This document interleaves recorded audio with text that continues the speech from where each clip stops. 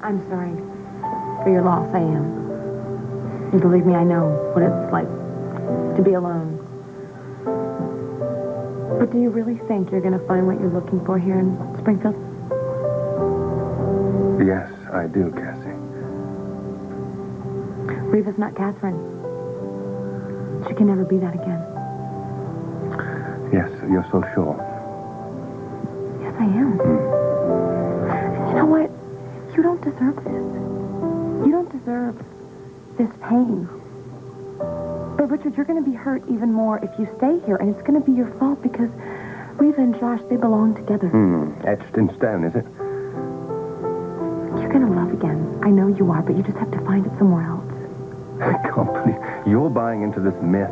Also, you're all buying into this myth. Josh is the one true love for Reva. Because It's a myth, Cassie. It is a myth. Catherine loved me, and what we shared was magic. And that love is not just going to go away. You know, you all have this idea of Reva being this shell of a person walking around like a zombie with no real feeling. nobody's... The only thing that Catherine lost was her past. She never lost herself.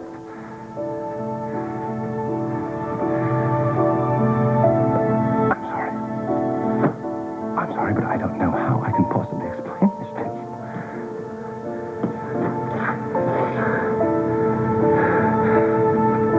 Do you know what the first thing that Catherine did was when she came to the palace? She tore down all of the draperies from all of the walls in the entire place. That musty old rugs, she called them. Musty old rugs.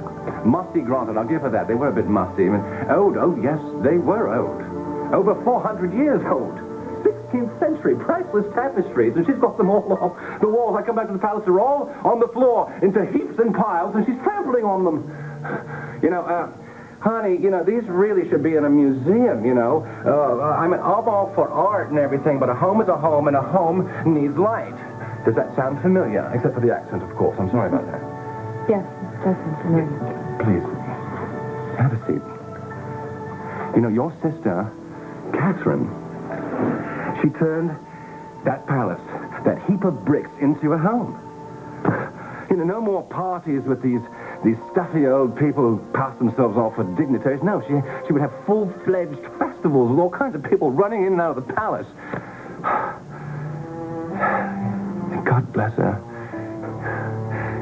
She showed me my own country. I had no idea there were so many isolated villages all over the place, and with people. People who had emigrated from Europe. They brought their lives, their customs. And of course, we paid no attention to their customs, did we? No, we were educated in England, and we brought back our stuffy form of class superiority and all that mess.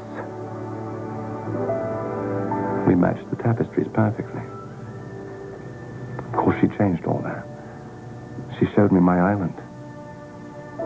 We would go off, exploring, and spend days in the hills. We'd have picnics on the beaches, and for the first time in my life, I wasn't just walking around performing my official duties. I was living it. I was living it.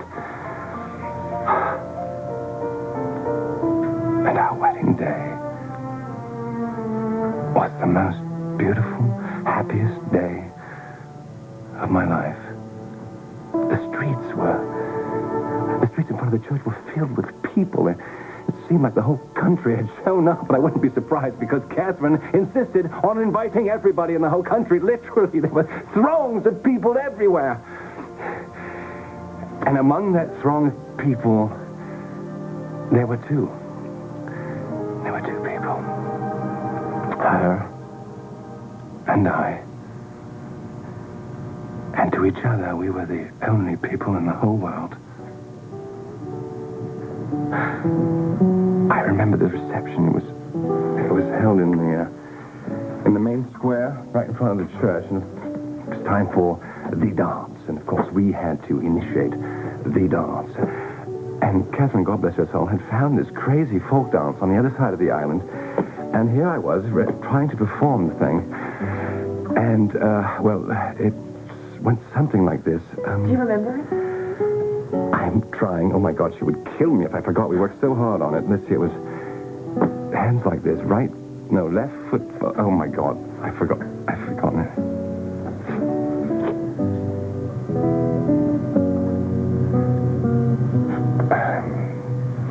I can't remember. You mustn't tell her because she'll be very upset. And we worked very hard.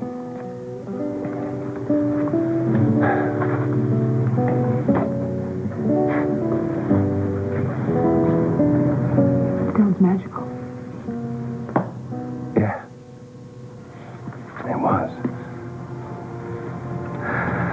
And it was very real, Cassie. Very real. Her life. And my life. And that's why I can't leave Springfield without her.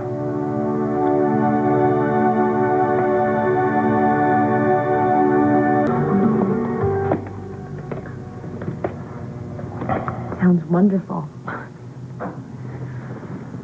Weaver was very, very lucky. I was the lucky one. You're a prince. A wedding for thousands, live in a palace. No, I think she's pretty lucky.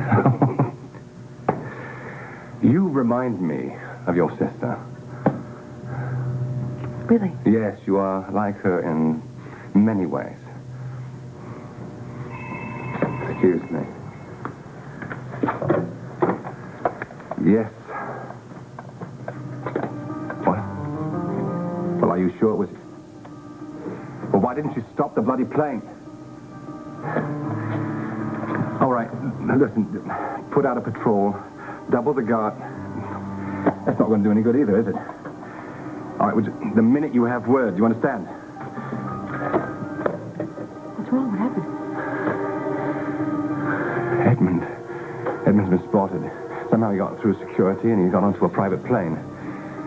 I know where he's coming. He's coming here. I know he is. I have to warn your sister. She's not safe.